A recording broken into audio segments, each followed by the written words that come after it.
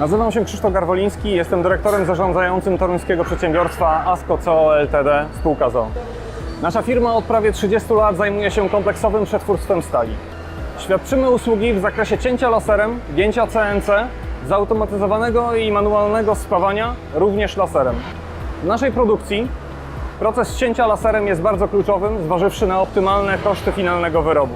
Dlatego przywiązujemy do tego procesu bardzo dużą uwagę. Jesteśmy więc świadomym użytkownikiem technologii laserowej w zakresie cięcia, stosując dotychczas rozwiązania oparte na rezonatorach gazowych.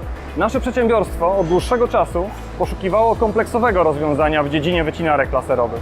W trosce o dalszy rozwój firmy, optymalizację kosztów produkcji i zdolność dotrzymywania kroku konkurencji na rozwijającym się rynku usług, podjęliśmy decyzję o zakupie nowych wycinarek laserowych w technologii Fiber.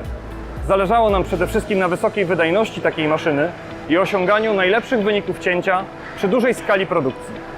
Po negocjacjach z producentami z kraju i zagranicy zdecydowaliśmy się na zakup dwóch wycinarek laserowych z firmy PowerTech, model Eagle Inspire 1530 o mocy 6 kW. Testy i symulacje pokazały, że pod względem dynamiki i wydajności wycinarki Eagle są najbardziej wydajne. Zakupione maszyny wyróżnia duża dynamika pracy, precyzja oraz jakość cięcia. Wszystkie te elementy składają się na wysoki standard korzystania z wycinarek. Maszyny firmy PowerTech spisują się bardzo dobrze i rzeczywiście oceniamy tę inwestycję jako bardzo trafioną.